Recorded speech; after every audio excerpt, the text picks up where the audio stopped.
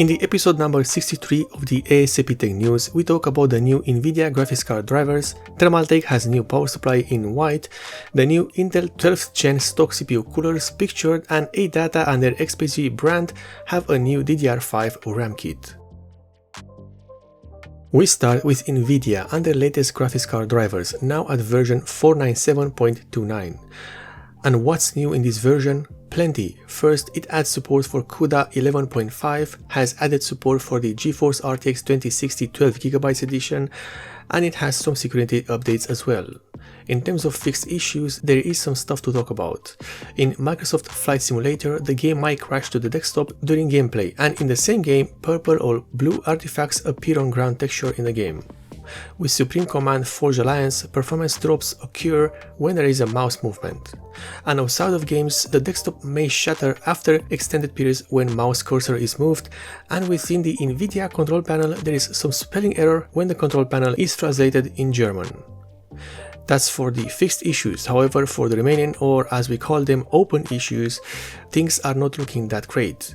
Plenty of issues with games such as Deathloop or Sonic and All-Stars Racing Transforms.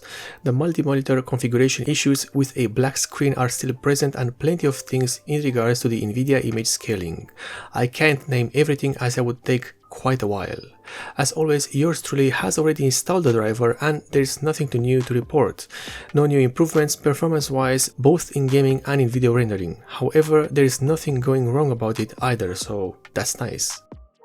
We continue with Thermaltake and their new power supply series, the Toughpower GF1 Snow Edition. I can't say that I ever cared enough about Thermaltake power supplies because I liked my power supplies working, so I always get Seasonic. However, Thermaltake has this new edition of their Toughpower GF1 units. These units are available in different wattage variants, starting with 650, 750 and 850 watts. These power supplies are gold certified for efficiency and have a full modular design. If these are the same as the original Thermaltake Toughpower GF1 units, then we are looking at CWT made power supply, and that can be either a hit or a miss. I won't say more about them as I'd like to review a power supply or anything really before saying it's good or bad. Moving on from that, these Toughpower GF Snow Edition units do look good, but if the price is high enough, they will be a tough sell when compared to the Snow Silence variants from Seasonic. Next, we have a rumor, sort of, with the Intel Laminar RH1 Alder Lake S stock CPU cooler. This should be the new CPU cooler offered with many of the newer Intel CPUs. However, while it does look quite good, it might just be that, a good looking cooler that might not do that much in terms of cooling. If these tall fins are made from plastic, well, that's sort of setting the tune for the performance. But we don't know that for sure, not now anyway. One thing to note about why this cooler might not be an upgrade is its size. While the Intel stock coolers were not the best around, they had one good thing going for them. They were small and thus compatible with any case and moldable configuration, even mini ITX systems. These new ones aren't that flexible. And finally, ADATA and their gaming brand XPG have unveiled the Castor series of DDR5 RAM memory. The XPG Castor are available in both a non-RGB and RGB variant with various capacities and frequencies. The issue is the word available and when or if that might be a reality. This is not an issue exclusive to ADATA.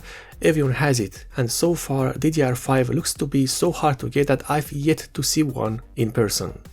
In terms of design, this is a hit or miss. They are not bad looking RAM modules, but it's nothing new either, with lines on the sides and plenty of RGB at the top, and what looks to be a heatsink that is taller than it could have been, and it's made tall just because it looks better.